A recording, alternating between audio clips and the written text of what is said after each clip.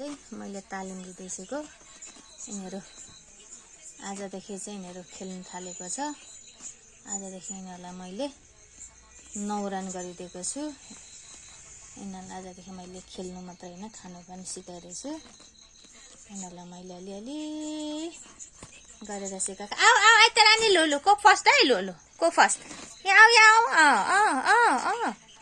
यहाँ छिटो छिटो छिटो आइ त रानी छिटो आऊ आऊ आऊ आऊ छिटो छिटो छिटो छिटो छिटो लो को चाहिँ चनाको छ है यो।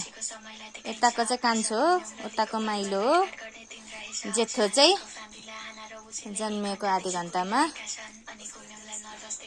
उसको बोजूको पास गए। उसको बोजू पनि छिट्टै नै संसार छोडेका थिए। यिनीहरूको दिदी पनि जन्मेको आधी घण्टामै यो भएको थियो। उसको चाहिँ जन्मिँदै सालनाल बेरिएर जन्मेको थियो।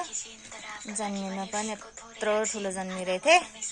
यहाँनेरि यिनीहरू यहाँनेरि यो चाहिँ दिदी बहिनीहरू चाहिँ यहाँनेरि डरै हाइट पर्छन् यिनीहरू। आऊ आऊ आइ त रानी आऊ आऊ आऊ आऊ आइ त रानी यिनीहरू चाहिँ आइतबार जन्मेकोले यिनीहरूको नाम आइ त रानी राखिदिएको। तर यो साइला र साइली हो यिनीहरू।